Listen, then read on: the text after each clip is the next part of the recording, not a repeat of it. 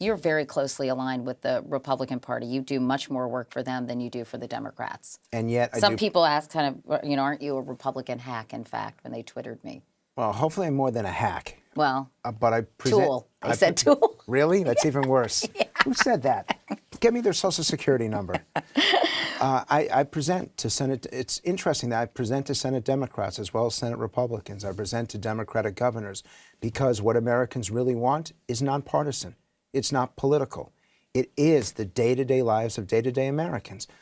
Whether you want a career, more people want a career than a job. What people ask for in their job is respect. What people want for in government's accountability. These know no partisan lines. They're not even ideological. It's the day-to-day common sense that the public feels is lost in America today, and it doesn't matter whether you're a Republican or Democrat. That sense of loss and the fear of the future is what's driving so much of this anxiety. Is there a big middle that's not sort of extreme left, extreme right, who kind of are more concerned about that? And how do we address their needs as Americans and their concerns? This is what I thought until about 6 months ago. And now as I'm watching this process, I'm seeing the middle getting pulled left and right.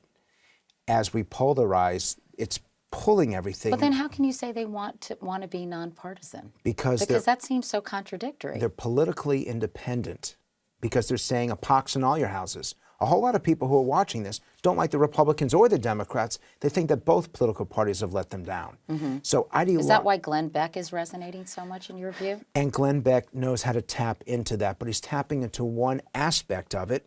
And then there are other people. We used to think that Bill O'Reilly was the agitator. Then it became Glenn Beck, but Keith Olbermann is no different on the left.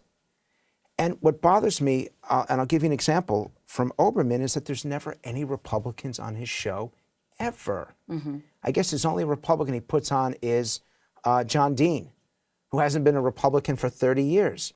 Bill O'Reilly invites the head of ACORN on and gives her, the mouthpiece, a chance to defend herself. Mm-hmm. Keith Olbermann never invites any conservative on to defend themselves. It's just attack, attack.